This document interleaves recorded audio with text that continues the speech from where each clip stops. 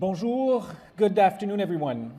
If I can, everyone be seated? I think pretty much everyone, almost everyone is seated. There's some seat on this side, on my right, for those in the back over there. We're about to begin today's event focused on the global carbon pricing challenge and driving global climate action.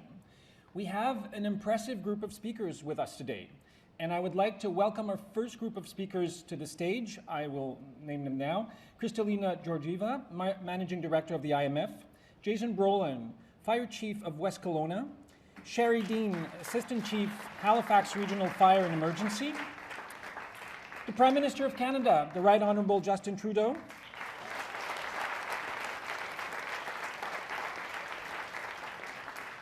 Selwyn Hart, Special Advisor and Assistant Secretary General for Climate Action of the United Nations,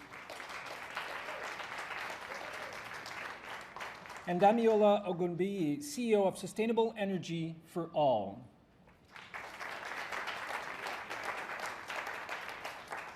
So I would like now to first welcome to the podium Ms. Kristalina Georgieva. Ms. Georgieva is Managing Director of the International Monetary Fund and serves on a number of international panels. We won't list them all. I'll just list a few of them if it's okay with you. She's the co-chair of the Global Commission on Adaptation and the co-chair of the United Nations Secretary General's high-level panel on humanitarian financing. So she's here to welcome you, and I would like to turn the floor over to you, Georgieva, please.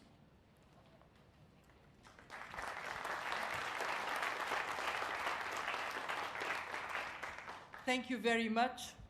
Before I say anything on carbon pricing, I want to recognize a great country, Canada, and the leadership Canada provides.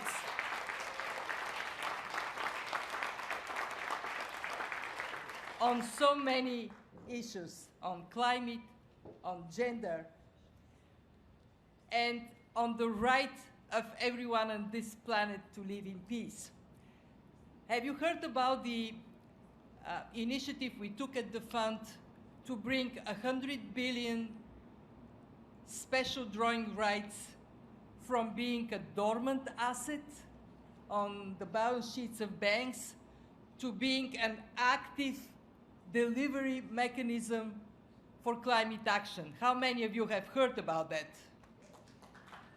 Okay, some no. Well, this is a great invention, and what it means is that countries like Canada with strong reserve position can direct this reserve asset we gave them to be useful for vulnerable countries, especially for climate action. The record holder of the highest commitment, 48% of their allocation as of today, is Canada.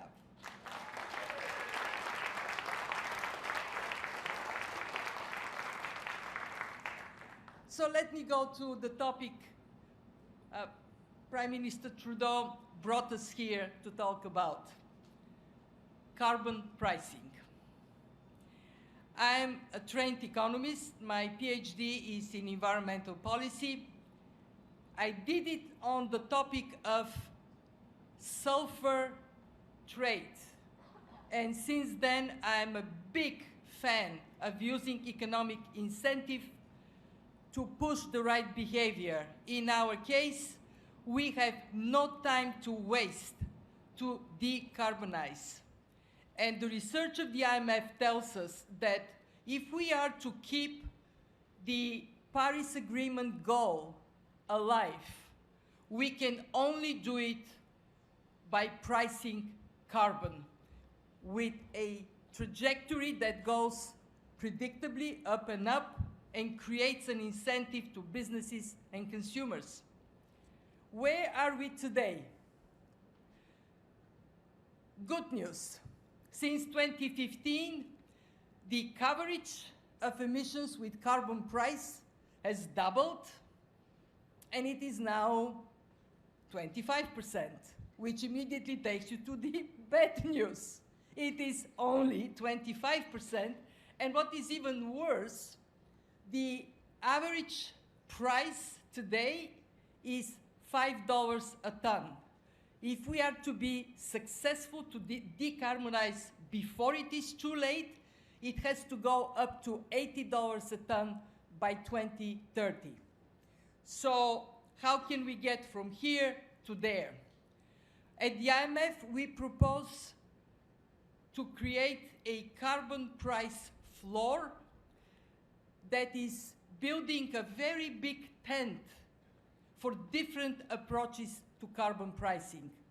It accommodates tax, which is the most efficient way to do it, but also trade and even regulatory compliance. In other words, setting standards that push the price of emissions up.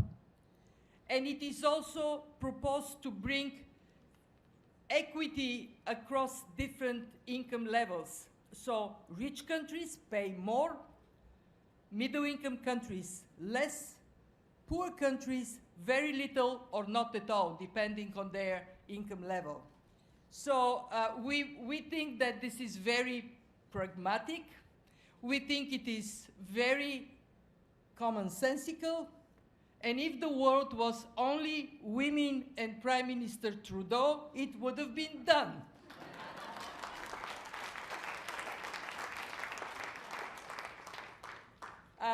But it is not. There is a great Canadian, I watch him many times, Wayne Gretzky. He has a fabulous saying. He says, you miss 100% of the shots you don't take. So my call to everybody is, take the shot. Take this damn shot. Put a price on carbon. Thank you.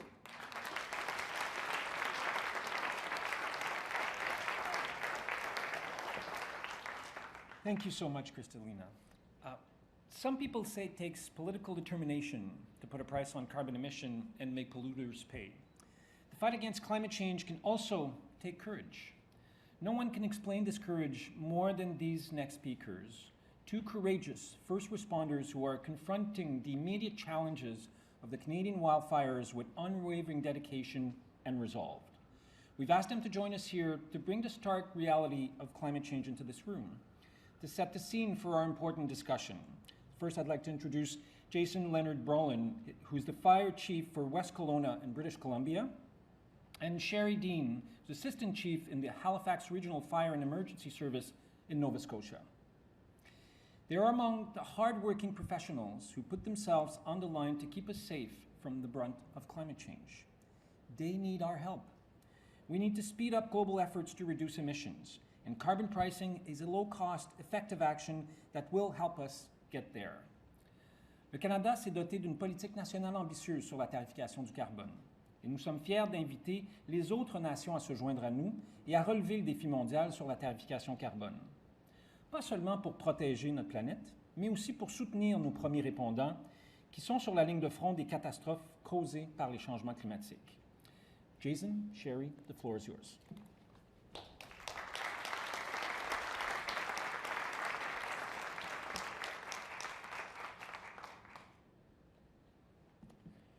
Thank you for having me. I'm Jason Brolin, the Fire Chief from West Kelowna, British Columbia, Canada. I want to take you back with me. A hot, windy August night. We were surrounded by fire. Wind was driving it down on us. The sky was orange. We were dug in. It was the fight of our lives. 4 weeks ago, my community was devastated. A firefighter said to me afterwards that it was like fighting 100 years of fire all in one night. West Kelowna and West Bank First Nation sit in the interior of British Columbia's wine country. We're 50,000 people on the shores of Okanagan Lake. We enjoy cool winters and hot summers. Like most firefighters, I was born there, I grew up there, and I put on the uniform every single day to serve my community. For me, it's been 27 years. When we lose one house to a fire, it's too much. For 36 hours, our world turned upside down. It was the toughest 3 days of my career. But we assembled an army. Help came from all over. For a time, we had one of the largest fire departments in the country at our command, and we went to war. We saved people and their properties, sometimes by the smallest margin. The police knocked on thousands of doors to get people out. They crammed entire families into their police cars and then drove through flames to escape. We ordered over 10,000 people to get out that first night, my family and I included. My wife and daughter left town. I stayed behind. That was the plan that we practiced, and now we were doing it. I desperately hoped that everyone had followed the orders to evacuate, but I knew that that was unlikely. Some people made it to the lake, their only option to survive in the water. They were rescued by a boat. A burn victim walked into the fire hall. Not all doors were knocked on. The fire came too fast. After hours at the command post, I was told to go home. They wanted me to go to sleep for what would be a very difficult day ahead, but there was no way. I saw walls of flames bearing down on my community for miles. The toughest decision a fire chief can make is to ask his people to put their lives on the line. At 2 a.m. that morning, I went to the line to be with my men and women. We made tough decisions. The fire eventually grew to 14,000 hectares behind my community. The weight of putting your people in harm's way is something that we prepare ourselves to do, but I haven't stopped thinking about that decision since. When the fire behavior we experienced came to town, firefighters should have been killed. But instead, we saved an entire street of homes with a crew of 8 and garden hoses. And that wasn't just once, it happened in dozens of locations for 3 days straight. $10,000 worth of sprinklers and pumps were placed on our brand new water treatment plant, and it saved that $75 million critical infrastructure. It took 12 years for my community to get that built. And I'm so happy to say it's going to start providing clean drinking water in just a couple weeks. As the sun rose that morning, I went home to shower, and my wife asked me, how bad? And all I could answer was very, very, very bad. The question in my mind that I wouldn't say to her was, how much death? How did this happen to us? We were gutted. Hundreds of homes were destroyed, but somehow, some way, there was no missing persons. There was no bodies discovered, there was no lives lost, no firefighters were killed. So we went on and we cared for those 10,000 people. We provided them with hotels, with food, with clothing. I asked them to get out, so in return it was on me to keep them up to date. Reluctantly, I became the face of the fire. Every morning at 10 a.m. I met with the media and told stories about what had happened. On day 4, when I hadn't slept, I was pressed by our reporter. And I snapped back that as a fellow evacuee, I was running out of underwear too. So you can guess what happened next. Support poured in from our community. Thank you, Prime Minister, for coming to visit us. You brought hope and energy to our firefighters and to our community. Not underwear. Most people experienced the relief of going home. Many went home to a home that had been within inches of destruction. I got to go home after 11 days and nights and reunite with my wife and daughter. But some experienced the anguish of loss. Our neighboring fire department's members number 25. 13 of them lost their homes. They watched them burn. Exactly to the day 22 years ago as a young firefighter, I was trapped in a neighborhood with my crew fighting a similar firestorm just across the lake. That was supposed to be a once-in-a-career fire, but it's happened to me twice now. What is going on? Climate change became very real for West Kelowna on August 16th. One of my fellow fire chiefs, one of my friends, Chief Darren Lee, said during this fire that firefighters have been warriors for thousands of years, stepping up to protect their villages. But today these warriors are doing things that we never imagined, on a scope and scale that's nearly impossible for us to be successful against. Over $20 million was spent reacting to my fire, not to mention the insurance losses, which could be triple that. What could we have accomplished if we used that same amount of money proactively? We're spending the money on the wrong end of the problem. That's a bit about me and my team and the 36 hours that felt like 100 years. Someone told me during this event that people are put in places for a reason. Through this event, I found my reason, but I hope that my experience inspires you as leaders to find yours and make the change we need. Thank you.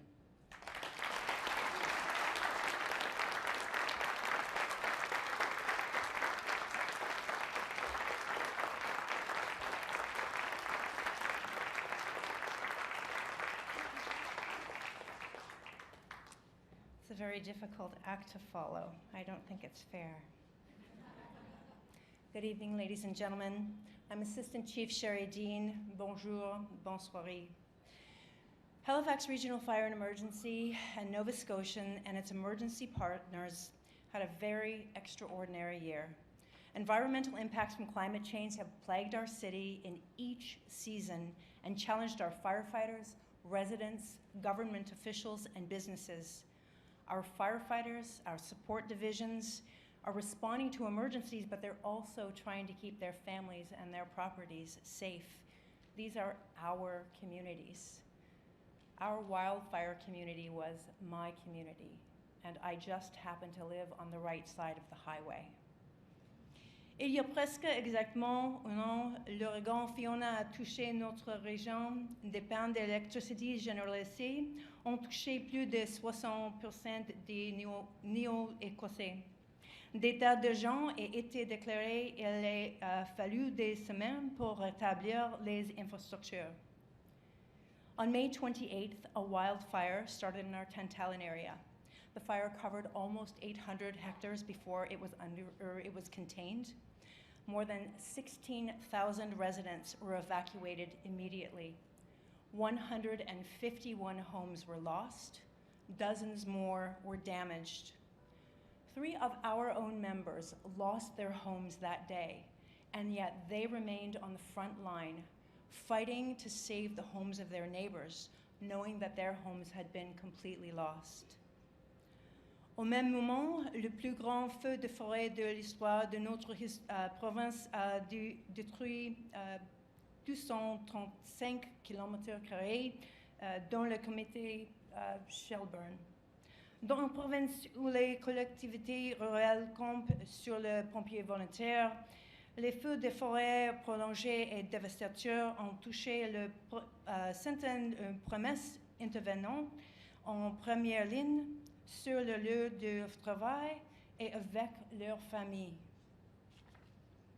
We were very lucky not to lose any human life, and it is beyond the dreams of our firefighters that was possible, but it wasn't without heroic efforts from our people.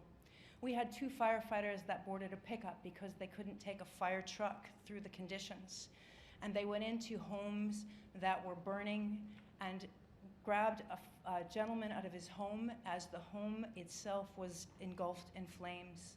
If it were not for the heroic efforts of those men, that life would have been lost. In a changed climate environment, all emergency services are challenged to reevaluate our usual approaches at life safety and property conservation. En juillet, alors que notre communauté venait tout juste de reconstruire, certaines parties de Halifax ont reçu près de 250 mm de pluie de quelques heures. Les routes principales et les ponts étaient impraticables. Les interventions des jours n'ont pas excédé les personnes dont le besoin. 4 vies ont été perdues ce jour-là. 4 lives were lost that day. Toutes les 4 ont été emportées par des inondations soudaines dans une province qui n'est pas familière avec des conditions. Fire leaders from across Canada met this week in Halifax. We discussed how critical it is to work with our communities, residents, and government officials to address a changing emergency response, the needs to improve public safety information and education that are related to environmental emergencies, not simply wildfires. Fire smart principles combined with Indigenous forestry management need to be in place. We need to put more emphasis on retaining and recruiting our volunteer firefighters by bringing value to the contributions that they bring our communities. We recognize also the impact to mental wellness of our people. These are stressful, prolonged times, and we're just barely getting ourselves together when the next event happens. Il est triste et décevant qu'il y ait encore des gens et des industries qui remettent en question les impacts du changement climatique. The people of Nova Scotia have no question that we are experiencing climate change affecting our communities and our livelihoods. It was a privilege to share this message with you of our experiences and this group that is so committed to doing what is necessary to improve our world. Thank you for the privilege. Merci.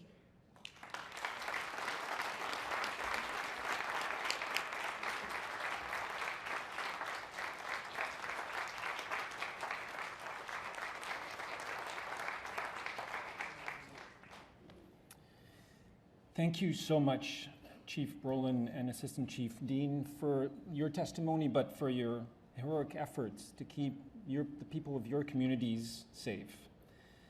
First responders on the front lines understand that ambitious collective action to tackle climate change is now a matter of survival. And policymakers in Canada and around the world are responding with stronger policy action. Canada has a whole of government, whole of society approach that includes ambitious climate plan with the polluter pay principle as its foundation. 2 years ago at COP26, Prime Minister Trudeau called for more countries to adopt carbon pricing. Il a lancé le défi à tous les pays de tripler la couverture de la tarification carbone pour que 60% des émissions mondiales soient couvertes d'ici 2030. C'est un défi de taille, mais c'est également un objectif crucial et une occasion en or d'accélérer l'action climatique. C'est avec grand plaisir que nous accueillons l'hôte et l'architecte de ce partenariat mondial qui est le défi mondial de la tarification carbone. J'ai nommé le très honorable Justin Trudeau, Premier ministre du Canada. Monsieur le Premier ministre, je vous cède la parole.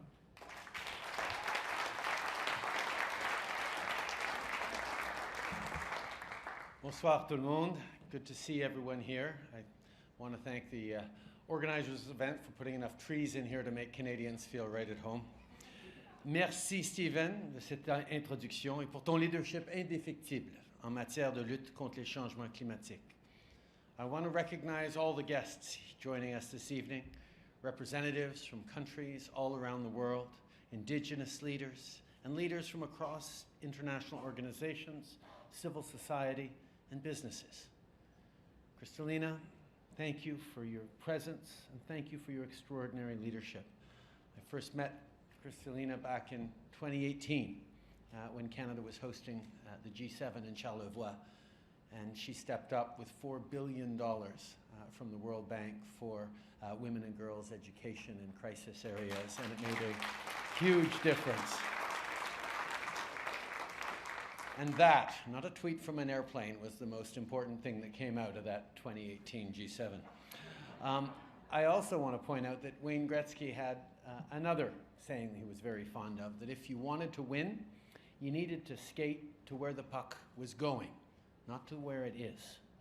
And that's very much what we're all doing here, talking about climate change and how that's going to strengthen our economies and our world for the future. I also want to recognize the two Canadian firefighters who've just spoken, Fire Chief Jason Brolin and Assistant Chief Sherry Dean.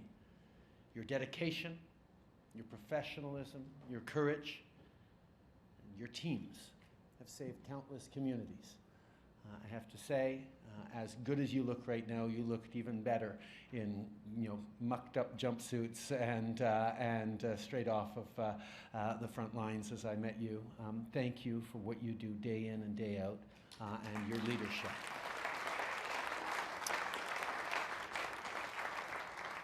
But as a reminder of what our firefighters do, today we heard the tragic news that 4 firefighters in British Columbia were killed in a vehicle collision on their way home from fighting fires. Our thoughts are with their loved ones and their teams.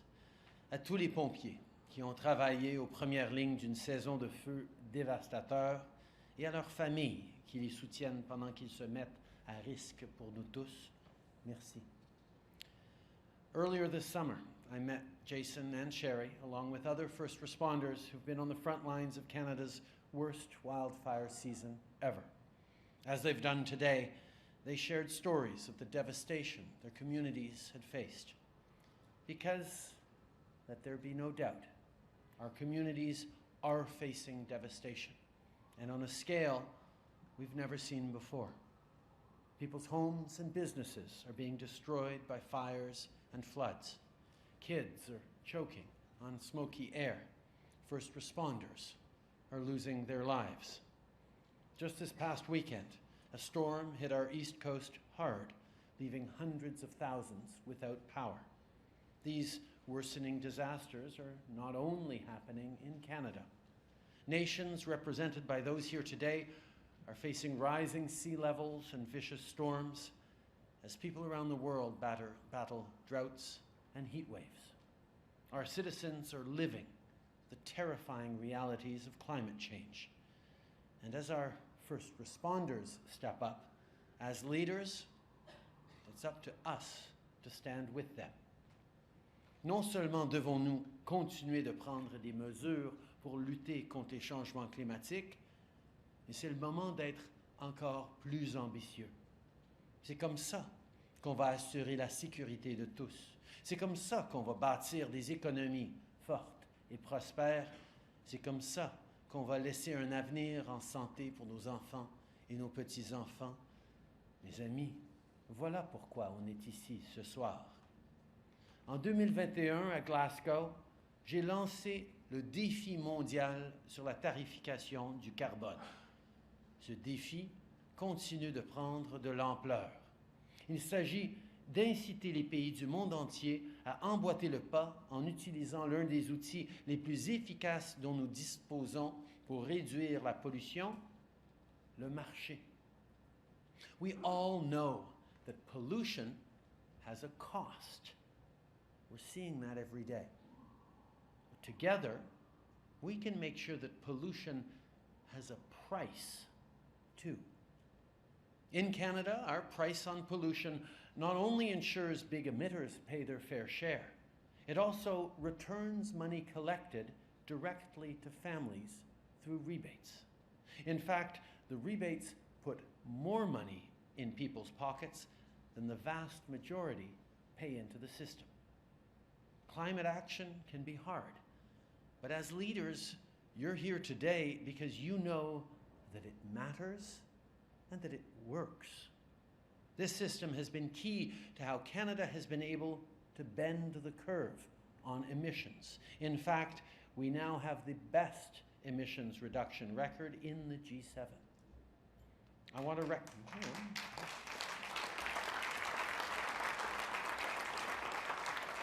to recognize all the countries that have already joined Canada in the Global Carbon Pricing Challenge. Chile, the Republic of Korea, the United Kingdom, Germany, and New Zealand. I know the EU Commission has confirmed its support and is also taking steps to join. And today, Norway, Denmark, Vietnam, and Côte d'Ivoire are joining this challenge too. Welcome.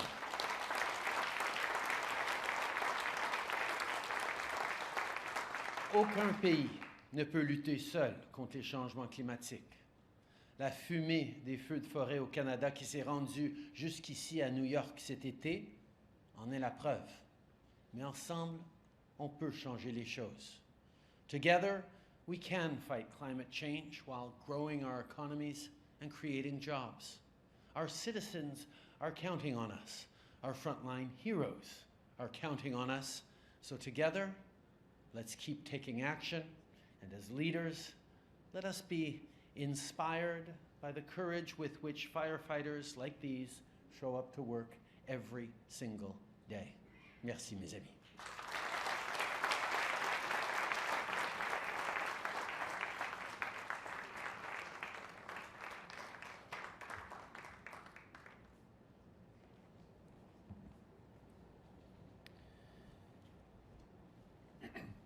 Merci beaucoup, Monsieur le Premier Ministre. I would now like to introduce Mr. Selwyn Hart. Mr. Hart is the United Nations Special Advisor to the Secretary General on Climate Action and Just Transition. Mr. Hart has a few words to say regarding the importance of accelerated climate ambition and sustainable development. Selwyn, the stage is yours.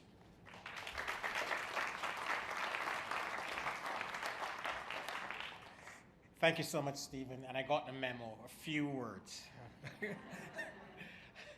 Prime Minister Trudeau, really, I want to thank you and your team, Stephen, Catherine.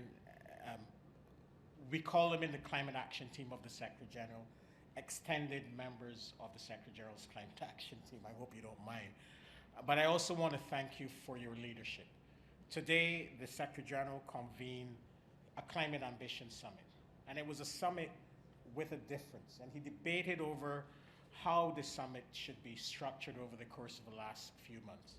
And he really wanted the summit to be a moment where first movers and first doers who were doing and moving with concrete and credible action to accelerate the pace of decarbonization and deliver climate justice would get the stage, irrespective to how big you were, how small you were, how rich you were, or how poor you were. And we're extremely happy that Canada was one of the first countries to step up, and we had many conversations with Stephen, Bob, Catherine, and many members of your team on what the expectations of the Secretary General were as it related to Canada. Of course, it was a voluntary exercise. We're the United Nations. We can't force anyone to do anything. We don't have any money. We don't have any power. We don't have. But you stepped up. You stepped up, and Prime Minister Trudeau, I really want to thank you for being bold and being a true first mover. And it's not always easy. It's never easy to be a first mover. It's never easy to be a first mover. It's never easy to be the first to take that step while others hide behind. But through this challenge and through your continued leadership, you can be assured of our continued support at United Nations. The reality is that we've never had this clarity on what needs to be done, who needs to do it, and over what time frame to solve and address the climate crisis. We've never had this level of clarity. And we've never had the toolbox, finance and the technologies and policies like carbon pricing to truly solve this issue. But it requires leaders, it requires first movers, it requires first doers. And I hope that through this challenge you can, as what we hope from this summit, that you will encourage others to move as well, especially from the global south. And for that to happen, we have to ensure that the infrastructure to support raising ambition and to ensure that these policies actually work in the global south, we need to ensure that that infrastructure is in place. So I'm happy that Vietnam and Cote d'Ivoire and a number of other developing countries have joined. We also need first movers from the global south. That's where most of the emissions are, that's where all the growth is, that's where most of the population is. So thank you again for being a first mover, for leading this important initiative. We want to continue to work with you and the extended team of the Secretary General's Climate Action Team. Thank you, sir.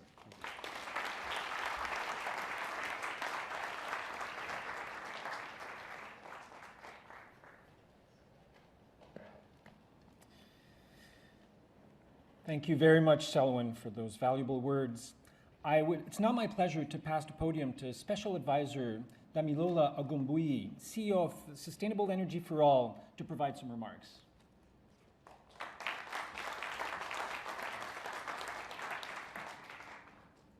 Hello, everybody. Prime Minister. It's always hard to speak after my co-conspirator, Selwyn, but I'd like to bring another perspective to the conversation. I stand before you to talk about the glaring disparity in carbon pricing and the inequalities that are faced by the African continent. As we navigate this complex terrain of climate change mitigation, it's essential to recognize the profound impact of carbon pricing, not only on our environment, but also on the lives of Indigenous people and local communities, particularly women and children, who are disproportionately affected by the consequences of climate change, as we've heard today. Carbon pricing is a powerful tool in our fight against climate change, but it's also a powerful tool for development. And for the continent I come from, climate and development is really one of the same. However, we cannot ignore the significant disparities in carbon pricing mechanisms around the world. African nations have been and continue to be at a disadvantage when it comes to assessing fair carbon pricing for their efforts to reduce emissions and support sustainable development. What sets Africa apart is the incredible potential it holds as a climate solution provider.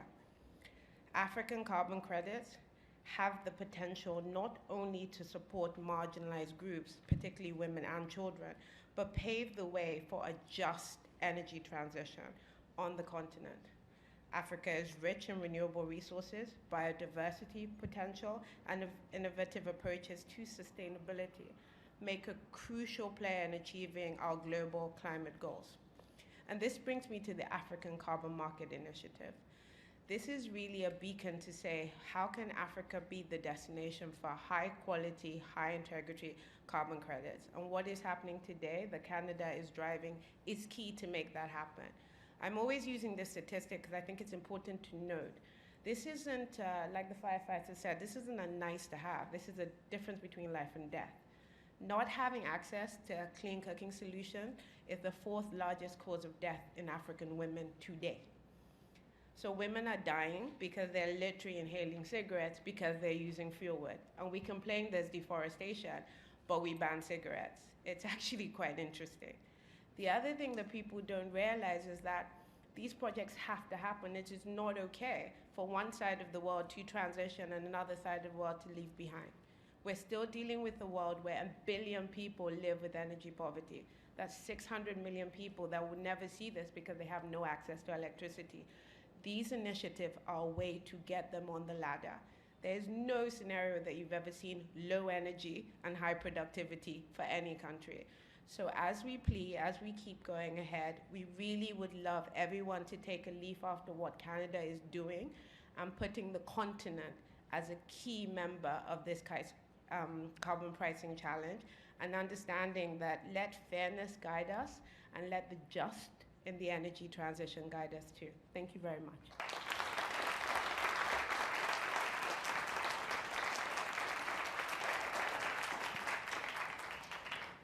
Thank you so much, Ms. Guilbeault. I would now like to thank our speakers for the first panel for their testimony and for being here. Thank you so much. Merci beaucoup.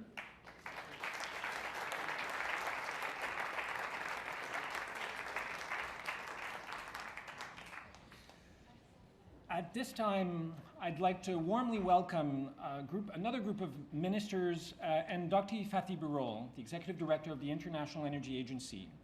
Dr. Birol will be moderating a discussion with speakers from across the globe.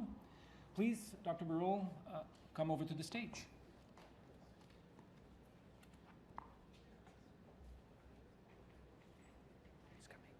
He's coming. Don't go anywhere, he's coming.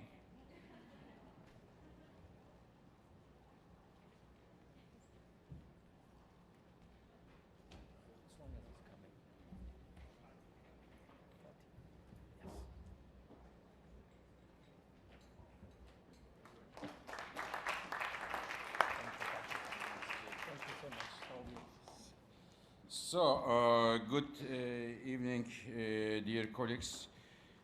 As it is a very important and international issue, we have another set of excellent colleagues with different perspectives on carbon pricing. Now, I can tell you that we at the IEA, we look at all the policies, which works, which policies do not work, and how much do they work. I can tell you that the carbon pricing, it does work, but you need to have at the right time and at the right level. When we started the carbon pricing as a world around 2005, at that time about 5% of the global emissions was covered by carbon pricing. And today, when you look at the entire world, close to 1/4 of the global emissions are covered by the carbon pricing. This is an excellent development, and as many colleagues mentioned, Canada is definitely one of the leaders, but there are many countries who are looking at it carefully, and there are some areas that we see very significant achievements. Now, before talking about the different colleagues about their experiences, I want to a bit look at the other part of the coin. So this is a important, in my view, issue to see. Today, carbon pricing on average in the world is about $30 on average. So what the world does, provides $30 per ton to use of fossil fuels to disincentivize the use of fossil fuels.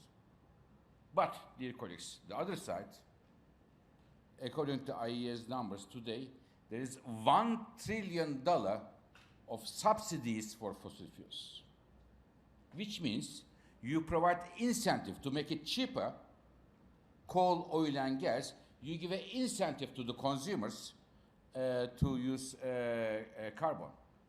And if you just translate this $1 trillion, and it means that there is on average $500 per ton of CO2 to provide incentive to use more carbon. So it means we have two jobs when it comes to carbon and the fossil fuels pricing. One, put a carbon price at a certain level and across the world. And second, reduce the fossil fuel subsidies so that it doesn't go the other way around. And in my view, one of the beauties of carbon pricing is with the revenues there, we can also support the clean energy transition and the vulnerable parts of the society. So with this introduction, I would like to turn first to UK. Mr. Minister, it is great to have Mr. Andrew Mitchell, who is the Minister for Development and Africa, Foreign, Commonwealth and Development Office, to give us the UK perspective. Mr. Minister, the floor is yours.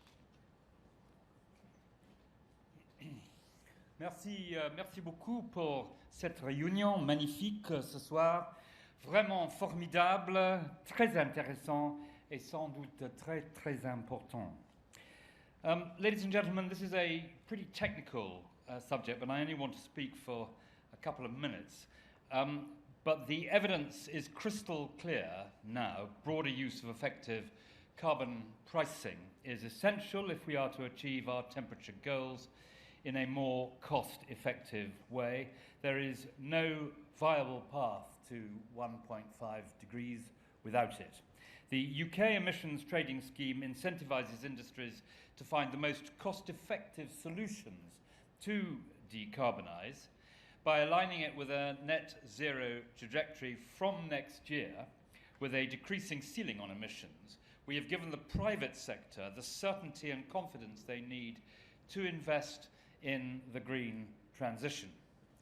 To be a game changer on the road to net zero, we need carbon pricing across the globe. That is why we were delighted to sign up to Canada's Global Carbon Pricing Challenge. Our shared ambition to triple global coverage of carbon pricing is challenging, but is something we are very committed to. We are using our development budget and sharing our experience to support countries to implement their own carbon pricing, including by recognising the challenges posed by fossil fuel subsidies. The UK is a lead funder of the Partnership for Market Implementation, which is helping up to 25 countries apply carbon pricing more ambitiously. And over the last 18 months, our experts have shared the UK's experience with 20 other jurisdictions. This is an epoch-defining challenge, but if we continue to raise our ambition and act faster and in unison to expand the global carbon pricing challenge, we can halt climate change and put humanity on a sustainable path, accelerating progress on towards the SDGs. The UK will stand up to this challenge. Just a week ago at the G20, our Prime Minister made a record commitment of over $2 billion for the Green Climate Fund, the biggest single international climate pledge the UK has ever made. Thank you very much indeed.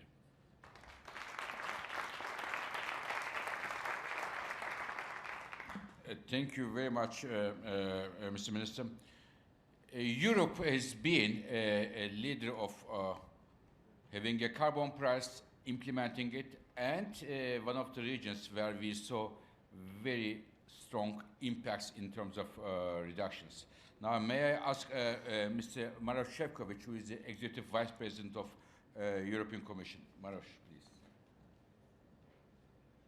Thank you very much. Dear Prime Minister, distinguished guests, it's very difficult to compete with Dr. Fatih Birol if it comes to the number crunching, because he's excellent in his analysis and in his simple way presenting very, very important facts. But I think that today's meeting is very crucial, and when I see the first responders, immediately I have an image of Slovak firefighters who've been traveling between Slovakia and Greece, Slovakia and Croatia, the whole summer. There's many other firefighters from all over the European Union helping the neighbors, because we never had such a bad summer like this year. Never had so much fire, so much water, so much flood, so much storms, so much disaster caused by the climate change. And I think it serves us as a very good backdrop to the discussion we have in New York and will continue to have in Dubai, because nature is clearly signaling that that window for staying below 1.5 degrees Celsius is narrowing down, and we have to act very resolutely and with all ambition and the energy. And therefore, we really would like, from the European Union side, to very much support the initiative of Prime Minister Trudeau. We clearly support the objectives of the global carbon pricing challenge, and we are currently completing our procedures and working towards joining Canada's global carbon pricing challenge. So in this, we would clearly work together as well. We also present our request to international audience and to our Canadian friends, also to answer to our call for action for Paris-aligned carbon markets, which was put forward by the EU at the summit for a new global financial pact last June. There, of course, the goal is very similar, to have fair carbon pricing, but on top of it, to make sure that major emitters would dedicate a portion of revenues for from their carbon market prices to international climate finance. With Fatih, we participated in several meetings today, and one of the issues was fair financial transfer, technology sharing, and support for developing countries to introduce these new modern technologies. And we believe that a lot can be done through the emission trading system. Just few numbers from my side. We introduced emission trading systems in 2005. Our price, though, is a little bit higher than $30 per ton. In the European Union, is well over 80 euros per ton. So, of course, it drives the change. It brings in the new technology. It provides proper incentives. But what is very important, it also brings quite important revenue. Since we started with the ETS, we raised more than 152 billion euros from emission trading system, which we are using for promoting new technologies, for helping the most vulnerable households, but also for leveling up policies, because not every EU member state is on the same level of development. It also helps us to reduce greenhouse gas emissions in Europe by more than 35%, and keeping the growth of more than 62% for the same period. So we have proven that you can cut the emission and you can grow your economy at the same time. So what we are going to do next? We just adopted the decision that we would enlarge the scope of emission trading system, and we will cover 75% of the EU emissions. So it means that we will cover not only electricity and heat generation, industry and commercial aviation, but we are also going to extend the scope of the ETS for maritime, road transport, but also for the buildings. Of course, we are ready to share our experience. We're ready to work closely with all our friends. We are ready to support Canadian initiative in these regards because we believe that this system works. This system could bring us to the fair global carbon price eventually in the future, which I think will bring a lot of justice, a lot of positive incentives, and would encourage all the positive measures to help us to tackle climate change. Thank you very much.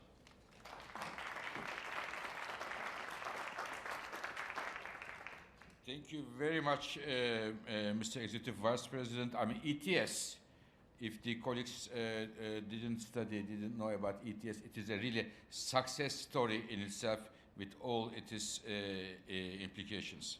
Now, after hearing UK and the European Union, maybe we can go to Africa now and hear the perspective of Côte d'Ivoire. Monsieur le Ministre, s'il vous plaît.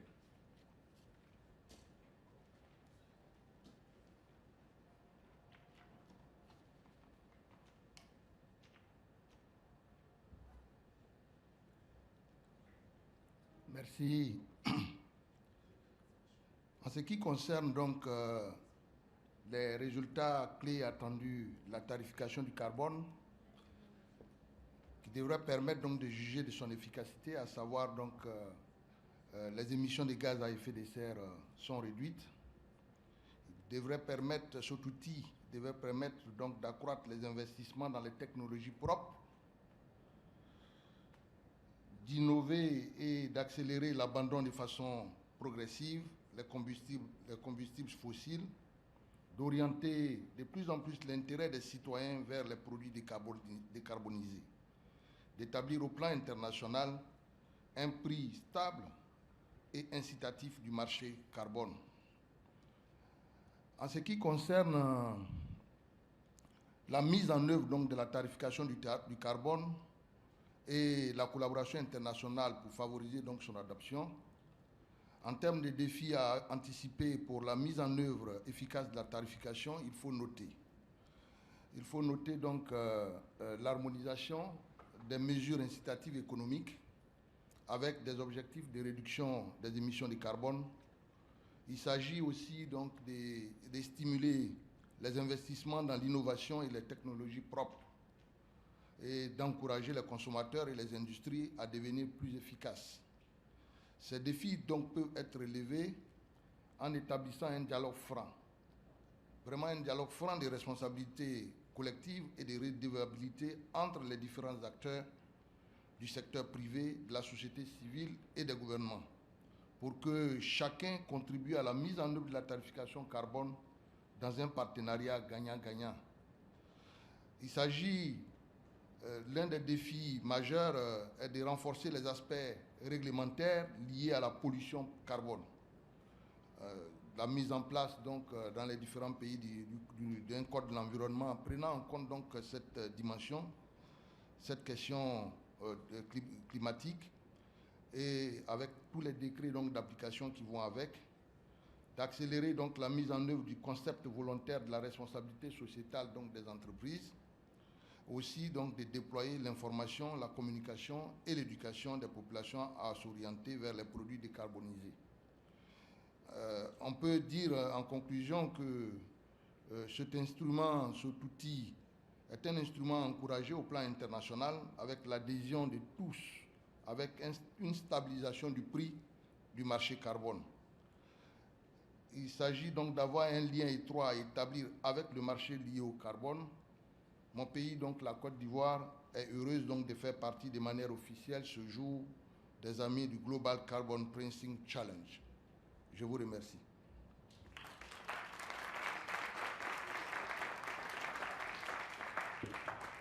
Merci beaucoup, Monsieur le Ministre. Now, after we heard from Africa, now let me go to a country like Canada, an oil and gas producing and exporting country where it is a bit tougher than some other countries to introduce the carbon pricing and having acceptance of the population and the businesses there. And this brings me to Norway, and may I invite Espen Barth Eide, who is the Minister of Climate and Environment of Norway. Espen.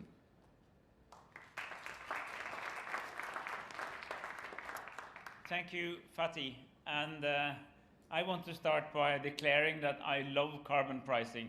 I think it's beautiful, and it's good for you, it's good for the atmosphere, and it's good for business.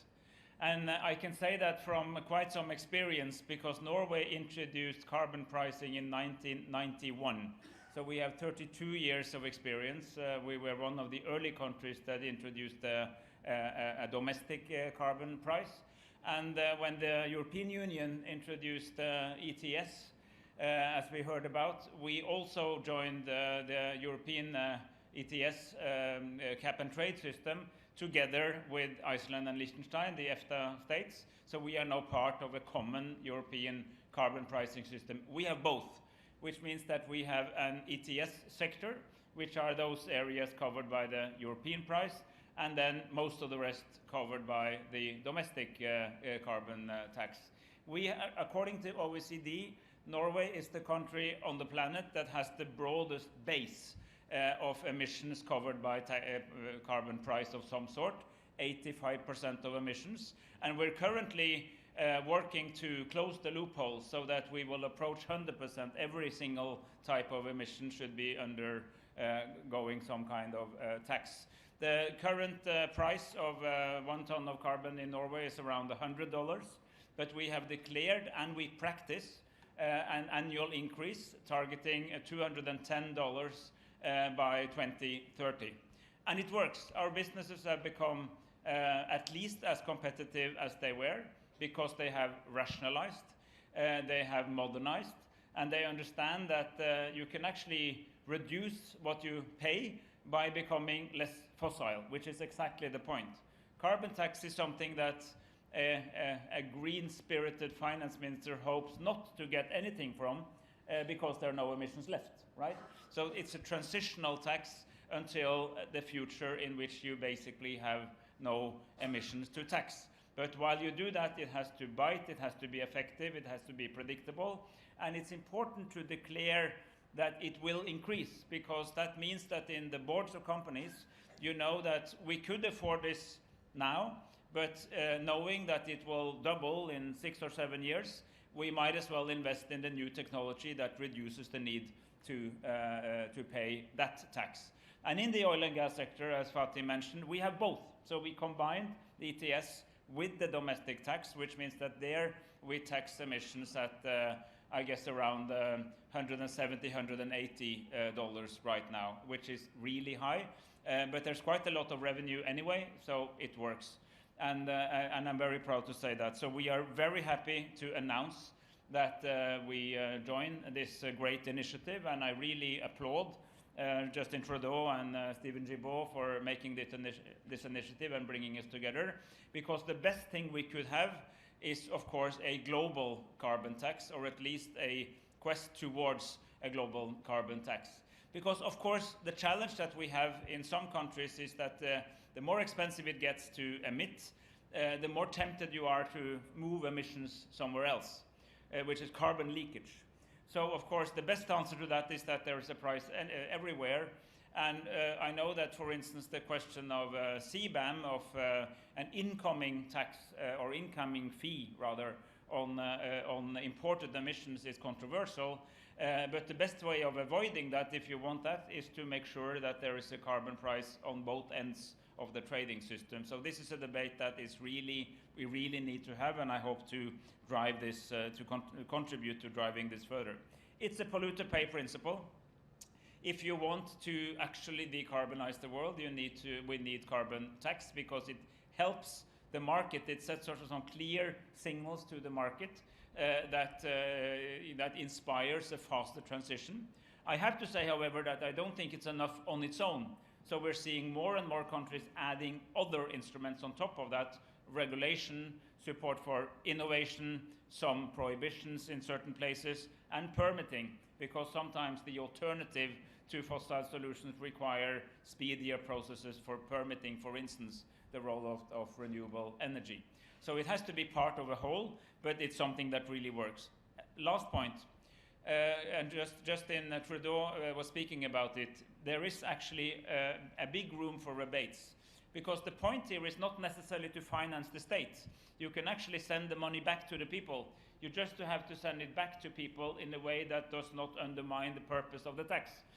So to have compensatory measures, funds for innovation, you have a good room both for actually accelerating those other instruments, for instance, innovation support mechanisms, or social or geographic compensation, as long as they don't undermine the very purpose of the tax. So you have an income that you can turn into an output that also helps. So as you can understand, I love carbon tax. I think we need more of it, and I think we need to cooperate on making that the key element of the decarbonization route that the world needs to go.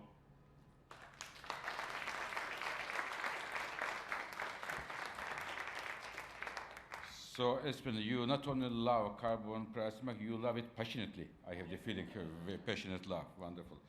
So, before I invite Minister Guilbeault to finish and sum up this meeting, I would like to go to a country, Denmark.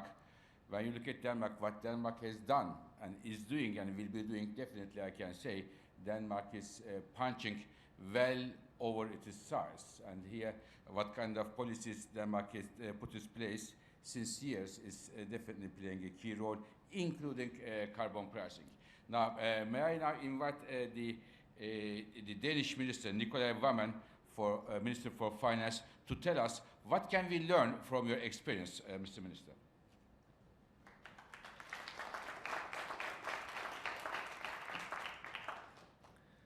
Thank you so much for that very kind introduction.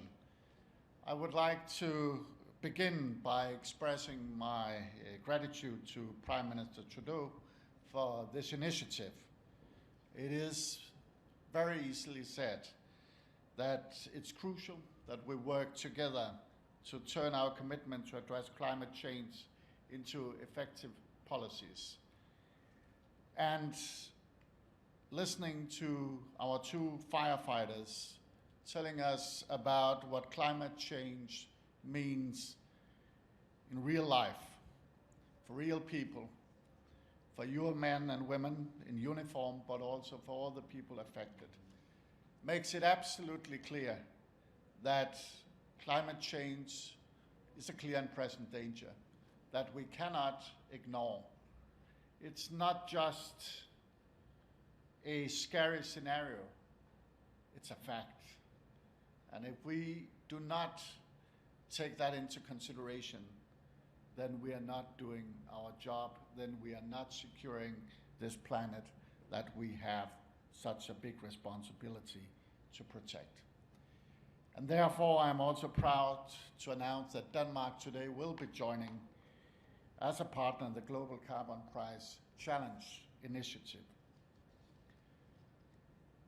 Love comes in many forms. And I dare not say I love carbon pricing, because then I will have an issue to explain to my wife when I get home. But carbon pricing is essential because it delivers results quickly and effectively, and at a far lower cost than other types of climate instruments. Therefore, it is an instrument we cannot afford to ignore. Implementing carbon pricing undoubtedly comes with its challenges, but the Danish experience is very clear. It's worth it. Because at the end of the day, it is simply the most effective instrument in the fight against climate change when we look at the economy. It is a fair way to hold emitters accountable. It unleashes the creativity of businesses to develop new, cleaner technologies. and it delivers emission reductions at the lowest possible price. Basically, what's not to like? I acknowledge that there are concerns.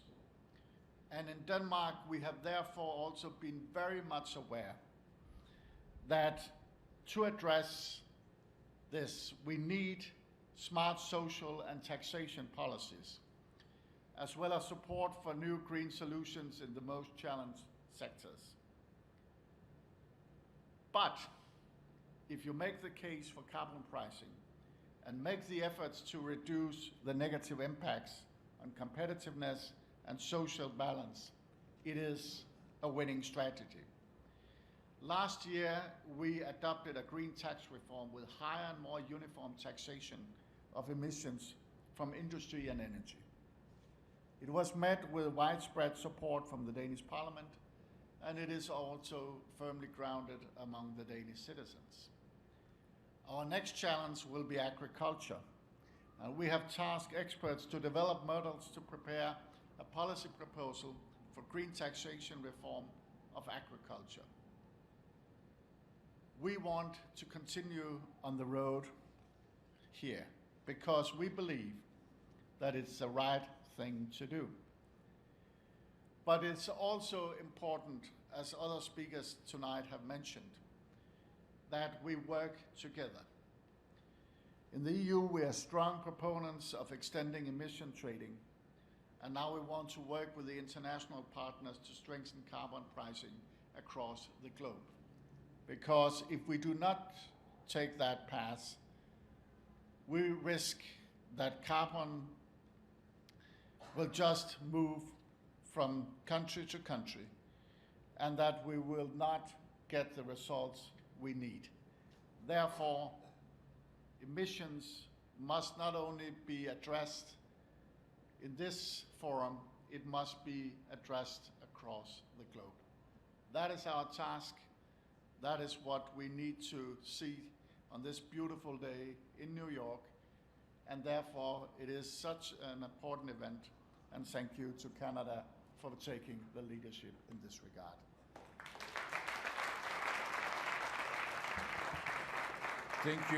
Thank you very much, Mr. Minister. So, dear colleagues, we heard from UK, from EU, from Africa, from Cote d'Ivoire, and we heard from Norway, and also from Denmark, the experiences with the carbon pricing, different experiences, different interpretations, but one thing is clear: carbon pricing is a very good way to reduce emissions, and with the revenues to support the clean energy transition and the rather vulnerable parts of the population. Thank you to all these countries, but also very many thanks to Canada and the Prime Minister Trudeau for the great leadership in carbon pricing and beyond. I know that in methane, when it comes to combating the methane, Canada is also one of the leaders among others. Now, with this, may I ask Minister Guilbeault to come over. He's here to finish our meeting. Steven, please.